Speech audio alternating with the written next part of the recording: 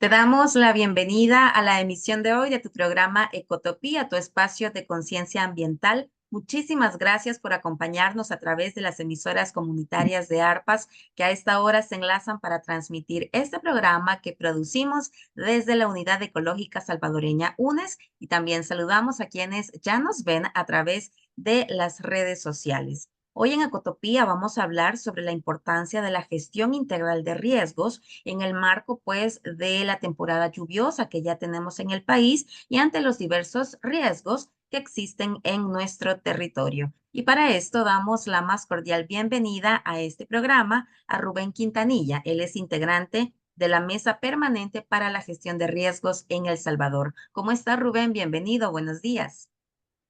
Gracias Norma. Creo que es un gusto estar con ustedes para tocar un tema tan importante como es la gestión integral del riesgo. Digamos que estamos cerrando un mes dedicado, se celebra el mes del el Día del Medio Ambiente, se celebran varias cosas, pero creo que también hablar sobre riesgo, hablar sobre vulnerabilidad, hablar sobre amenazas es es un tema, digamos que necesario porque en nuestro país existe una serie de amenazas, una serie de riesgos. Qué bueno que la gente lo conozca y cómo en la mesa permanente para la gestión de riesgo nosotros entendemos y tratamos de trabajar con la gente sobre eso. Es un tema muy importante y gracias por la invitación. Muchísimas gracias a ustedes por participar. Antes de iniciar con la conversación, Rubén, vamos a dar algunos datos importantes justamente sobre este tema que usted pues ya mencionaba, ¿no? De acuerdo con la mesa, el 88.7% del territorio salvadoreño se considera zona de riesgo y el 95.4% de la población se asienta en estas zonas de riesgo. Quisiera que pues habláramos un poco para iniciar sobre el trabajo que realiza la Mesa Permanente para la Gestión de Riesgos en El Salvador, cómo se articulan, qué es este espacio, quiénes lo integran, para que quienes nos están escuchando pues también conozcan sobre la mesa. Bueno, la mesa permanente para la gestión de riesgos es digamos que es un espacio, es una red donde nos reunimos, analizamos, trabajamos específicamente sobre eso, sobre el riesgo que nuestro país tiene, ¿no? Sobre las amenazas y cómo nosotros podemos hacer una gestión integral del riesgo. Creo que la clave de todo, la mesa siempre se enfoca en eso, siempre insistimos en eso, que en este país debe haber no solo digamos, una gestión reactiva, que es parte de la gestión integral del riesgo, que es, viene la amenaza, preparémonos y ya está la amenaza y actuemos. Digamos que eso es una gestión muy reactiva, reaccionamos ante la llegada de este fenómeno natural, ¿verdad? Pero la gestión integral del riesgo, como lo vemos, como lo analizamos y tratamos de implementarlo con las comunidades donde estamos presentes, porque, como te digo, somos una serie de instituciones, de organizaciones de la sociedad civil, que nos llaman también ONG, ¿verdad? Trabajamos en el riesgo, trabajamos en una serie de comunidades, cantones, hoy distritos y municipalidades, tratando de que la gente entienda eso. ¿Qué es la gestión integral del riesgo? ¿Cuáles son las amenazas? ¿Verdad? ¿Cuál es la vulnerabilidad que nuestro país tiene? Y sobre eso enfocamos nuestro trabajo, para tratar de que no solo la gente, sino que también las instituciones responsables de gestionar el riesgo de una manera integral, también entiendan la importancia de la preparación de la población, de las condiciones, para que cuando nos golpea un fenómeno natural, ¿verdad? Que la gente le llama los desastres naturales. La verdad que los desastres no pueden ser naturales. La naturaleza está ahí, ¿verdad? Y va a actuar siempre como históricamente en este planeta ha actuado. Aquí va a llover todo el tiempo, ¿verdad? Sabemos que tenemos 6 meses de sequía o 6 meses de no llover y 6 meses que llueve. Entonces, debemos de estar preparados para eso. Entonces, nosotros enfocamos más que todo nuestro trabajo como mesa en la gestión integral de riesgo. Eso es uno. La otra cosa también, la mesa permanente es parte de la concertación regional para la gestión de riesgo, que es donde estamos 5 países, ¿verdad?, de Centroamérica, desde Guatemala hasta Costa Rica, donde trabajamos también. O sea, que no solo es una cuestión, digamos, de país, sino que también es un enfoque regional que hacemos sobre la gestión integral. Entonces, en cada país nosotros tenemos diferentes instituciones que trabajan también con ese enfoque integral. Y también somos parte de la red global para la gestión de desastres, ¿verdad?, que es la GNDR, que también a nivel global, a nivel mundial, están trabajando mucho sobre la gestión del riesgo. Rubén, usted ya mencionaba una de estas etapas, ¿no? De la gestión integral de riesgo, que son las acciones reactivas, pero quisiera que Ujú. también nos explicara un poco más cuáles son estas otras etapas que componen esta gestión integral de los riesgos para que podamos conocer también cuáles son como estas acciones que guían a las comunidades, a la mesa y a la concertación y a los espacios de los que forman parte para hacer esta adecuada gestión de los riesgos.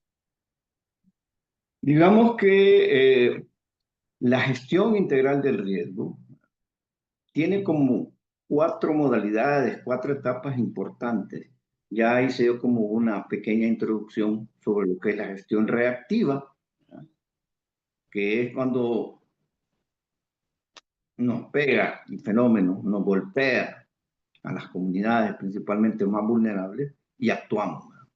Que eso es malo, por supuesto que no es malo, ¿verdad? Eso es necesario porque siempre hay implicaciones. Esa es una gestión reactiva. Pero hay otra etapa que se llama la gestión correctiva. ¿Qué implica eso? Implica intervenir, ¿verdad?, sobre un riesgo existente. Yo creo que ahí es importante que también definamos qué es un riesgo, ¿verdad? Un riesgo se maneja como la probabilidad, ¿verdad?, de que de que un peligro se materialice causando un impacto negativo en las personas, digamos, en la parte de los medios de vida de la gente, ¿verdad? Ese es un riesgo. La lluvia es un puede, causa un riesgo, sí, es posible, es una amenaza, pero se transforma en riesgo cuando ya se materializa este peligro. Entonces, por eso que es importante conocer también los riesgos que la población o que las comunidades tienen. Entonces, la gestión correctiva implica en intervenir previamente en este riesgo. Hay que analizar las vulnerabilidades que cada comunidad tiene, ¿verdad? Hay que hacer las evaluaciones del riesgo. Hay que hacer diagnósticos situacionales, perdón. ¿Qué quiere decir? Con todos esos elementos, previos a una acción reactiva, nosotros tenemos ya que hacer la parte correctiva de aquellos peligros. Se habla mucho en las comunidades sobre hacer un mapa de riesgo, que la gente conozca cuáles son los riesgos que están en su comunidad. Entonces, eso es parte del diagnóstico que se tiene que hacer. Hay que saber mi comunidad qué tan vulnerable es cuando llueve, qué tan vulnerable puede ser cuando tiemble. Recuerda que aquí hay una serie de amenazas. En este país somos un país de multiamenazas. Entonces, ese mapa nos sirve y le sirve a la comunidad para saber qué hacer. Hacer una gestión correctiva. Cómo corregir aquello antes de que se transforme en un desastre. Luego tenemos la gestión prospectiva, ¿verdad? Consiste en intervenir en el riesgo que aún no existe. O sea, tener una visión, diga, bueno, aquí puede pasar esto, ¿verdad? Entonces, junto con con la gestión correctiva Y la prospectiva es como vamos elaborando nosotros ¿cómo se llama? Una planificación comunitaria, una planificación municipal, una planificación departamental y, por supuesto, una planificación a nivel nacional. Y por último, tenemos la gestión local del riesgo. ¿Qué implica la gestión local del riesgo? Ahí sí entra la comunidad que es la que conoce directamente cuáles son los riesgos, las amenazas que pueden golpearle a esta comunidad. Por eso es importante la organización comunitaria. La organización comunitaria desde el punto de vista de gestionar mejor el riesgo. ¿Verdad? ¿Por qué? Porque son ellos los que saben, los que viven permanentemente ahí.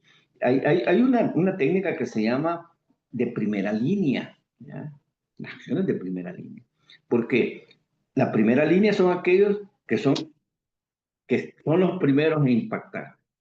Y te pongo un ejemplo, el mar de fondo, que en estos días ha estado golpeando. ¿Cuál es la primera línea? La gente que vive en la costa. ¿Ya? Ya deberíamos de estar haciendo desde hace muchos años un, una gestión integral de riesgo para esa gente. ¿Es un fenómeno? ¿Es un desastre natural? No, es un fenómeno natural que hoy, con el cambio climático, todo eso se va a ir incrementando. Entonces, tenemos que tener esa gestión prospectiva, esa gestión correctiva para ver qué hacer con esta gente. Y te pongo un ejemplo muy específico que un experto cubano vino hace unos años y estuvo con nosotros, que por cierto estuvo también en este año, pero hicimos una visita a la zona de Barra de Santiago. Barra de Santiago es una franja de tierra, el mar y el estero. Y nos decía, ¿y qué va a pasar si aquí hay un tsunami? Toda esta gente, ¿para dónde va a agarrar? Al otro lado tiene el estero y a este lado viene el mar. Entonces, esas son una visión, ¿verdad?, prospectiva que hay que ver. ¿Qué hacer en un fenómeno como que hoy, repito, es más común? Casi en este año hemos visto varias mar de fondos, ¿verdad?, que está golpeando. Por darte un ejemplo. Entonces, digamos que la gestión integral del riesgo tiene la parte reactiva, la parte correctiva, la parte prospectiva y, por supuesto, la gestión local. Ahí fue un papel fundamental la parte de la comunidad que está amenazada y que está cercana al riesgo. Y que es Rubén, más vulnerable, por sí, supuesto. y justamente con esto, ¿no? Usted ha mencionado como cuáles son algunas de estas características que es importante tener en cuenta y en las etapas también de la gestión integral de riesgos. Al inicio decíamos el 88.7% del territorio nacional es zona de riesgo. Quisiera preguntarle también cuáles son, además de la zona costera, otras zonas de riesgo o las mayores o principales zonas de riesgo en el país y cómo también se van agravando las vulnerabilidades, porque en este tema también se habla no del riesgo, pero de la vulnerabilidad en la que se encuentra la población. ¿Cómo también entender esto? ¿En qué momento una población está en una zona de riesgo, pero también es vulnerable? Quisiera que nos explicara un poco este tema.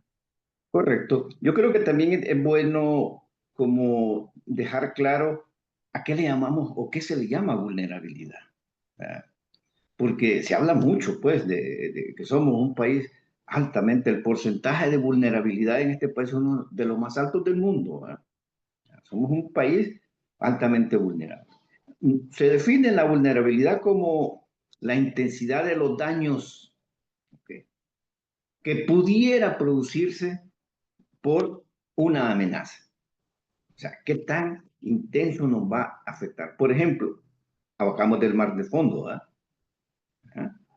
¿Quiénes son más vulnerables? Las zonas costeras. Y principalmente la gente de escasos recursos que vive.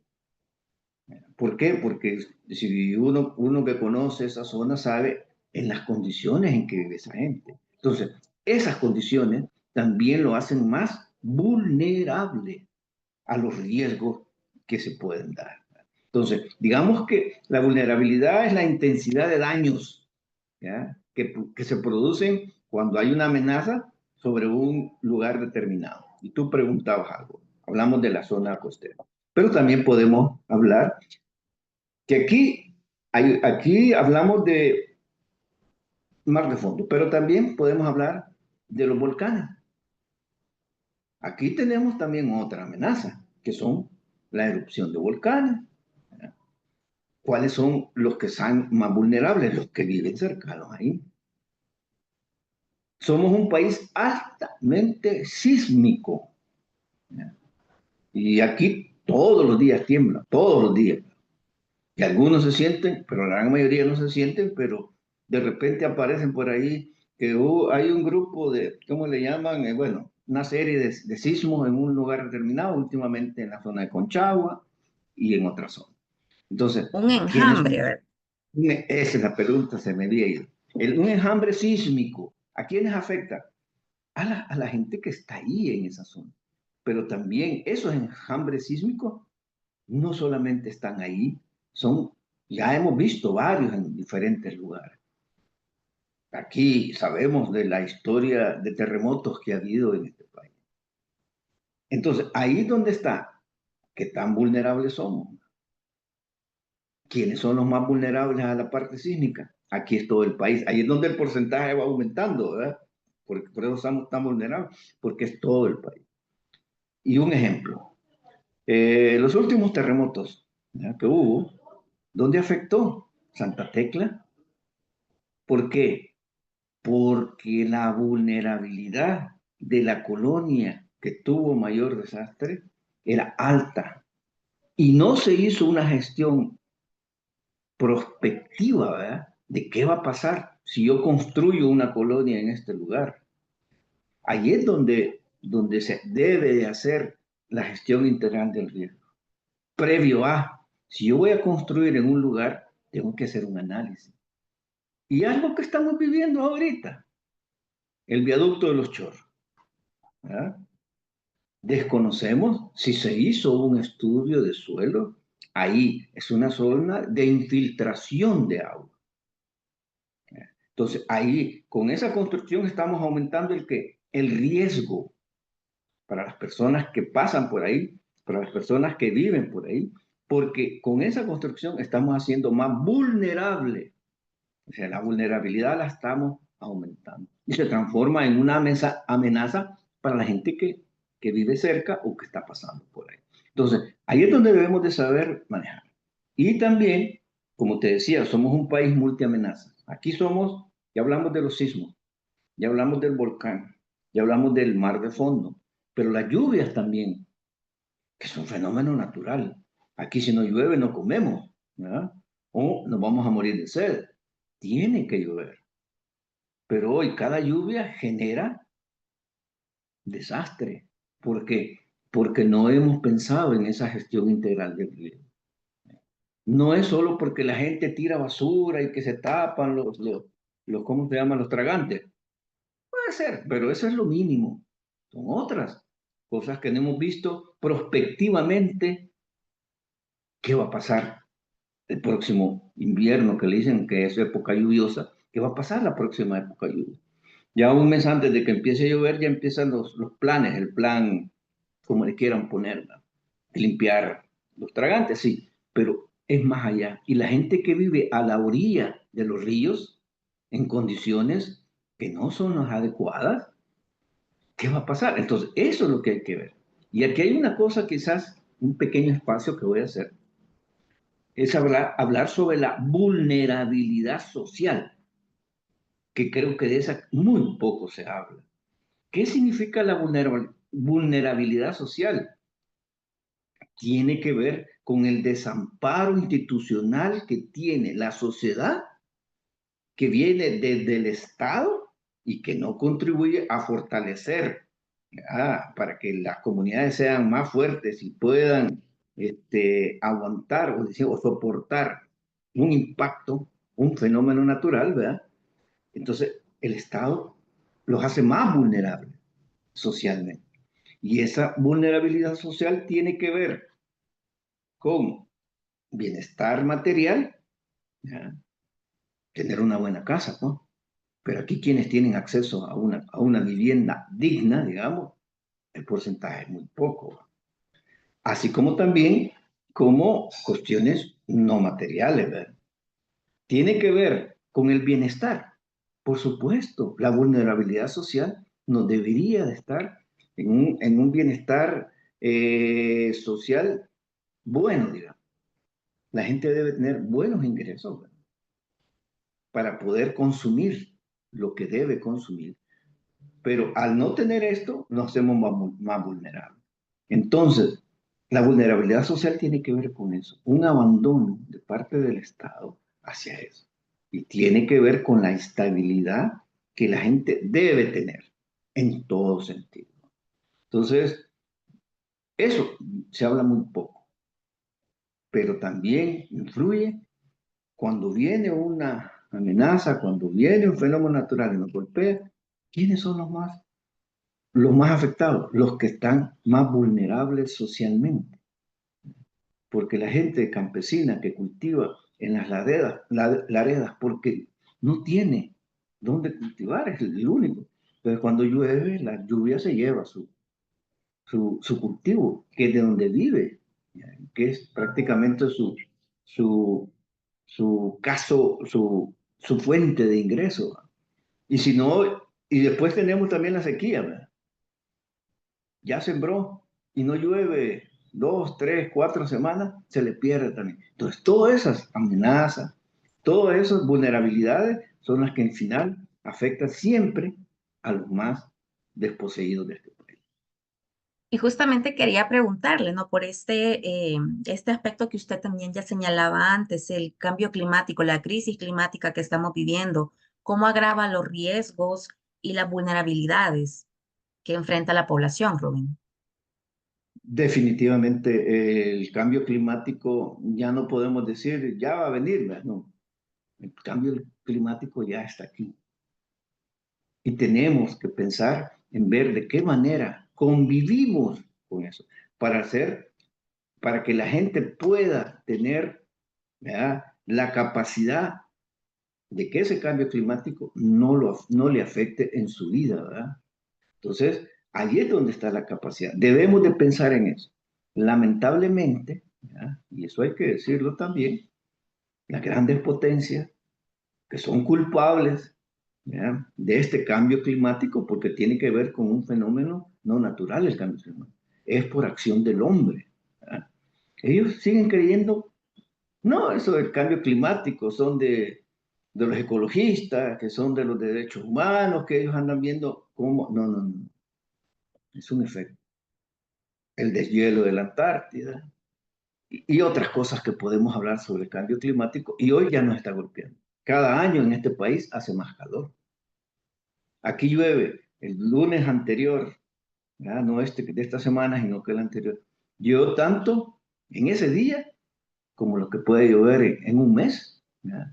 Entonces, eso no es normal, pero tiene que ver con el efecto del cambio climático. ¿Cómo le afecta a la población? Por supuesto que nos afecta. Los que vivimos en la ciudad somos los que quizás menos salimos afectados, aunque también ya tenemos afectaciones. Pero hay que verlo desde el punto de vista generalizado del país. Si no llueve, no hay cultivo, y si llueve mucho, se pierden. Entonces, el cambio climático incluso está afectando a los ciclos biológicos de las especies, porque las especies, en base al clima, en base a los cambios de clima, tienen su época de reproducción, tienen su época especial para diferentes cosas que hacen, y al haber un cambio, también les afecta. Entonces, el cambio climático no está y nos va a seguir afectando mientras no tomemos las medidas que se deben tomar, que tiene que ver con cambios de modelo económico. Ahí hay que enfocarse. Si no hay un cambio de modelo, cualquier cosa que se haga van a ser muy, muy mínimas, muy pequeñas.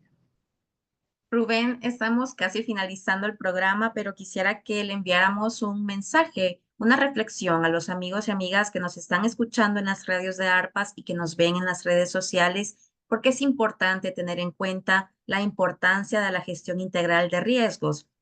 Como usted decía, es una situación que afecta a todas las personas, independientemente si estamos en la zona urbana, estamos en la zona rural. Los riesgos, pues nos podemos enfrentar todos y todas, porque es importante tener en cuenta esta reflexión. Yo creo que la gestión integral del riesgo debería de iniciar en la parte educativa, en las escuelas. Debemos de que los niños y niñas que están en el sistema educativo, los jóvenes, ¿verdad? Y por supuesto las universidades también, conozcan qué es esto, conozcan en qué país vivimos con esta alta vulnerabilidad, ¿verdad? Y cuál es el reto que tenemos como salvadoreños y salvadoreñas, ¿verdad? Para que cada año haya menos pérdidas de vidas, pérdidas económicas, pérdida de medios de vida. La gente pierde sus... Algo que tú dijiste hace un ratito, ya en la ciudad y en el campo lo vivimos. Hace unos años, la ciudad como que estaba más tranquila, no es problema de allá, ¿verdad? En el campo, como no me afecta, parece que el salvadoreño es así. Si no me afecta a mí, pues sí, pero de lejos, ¿verdad? Pero no, ya nos está afectando. Cada lluvia es una inundación, cada lluvia es un problema. Entonces, creo que el sistema educativo debe ser, debe incluir el estudio, el análisis de la gestión integral del riesgo. Porque, repito, en un país multiamenaza, con tanto riesgo y con una sobrepoblación, más de 300 personas por kilómetro cuadrado, cualquier fenómeno natural que nos golpee, si no estamos preparados, va a traer pérdidas, lamentablemente, en muchos casos de vida y de medios de vida. Y otras cosas, por supuesto. Rubén, muchísimas gracias por su tiempo y por habernos acompañado en este espacio. No, gracias a ustedes y sí, apostémosle a la gestión integral del riesgo. Gracias. En Ecotopía de hoy hemos conversado con Rubén Quintanilla de la Mesa Permanente para la Gestión de Riesgos en El Salvador sobre la importancia de la gestión integral de riesgos, principalmente en la época lluviosa en la que estamos en nuestro país. Gracias también a ustedes que nos acompañaron a través de las emisoras comunitarias de ARPAS y a quienes nos siguen en las redes sociales. Este programa lo puede escuchar o ver nuevamente en nuestro canal de YouTube y en nuestro podcast Ecotopía en Spotify. Le esperamos la próxima semana.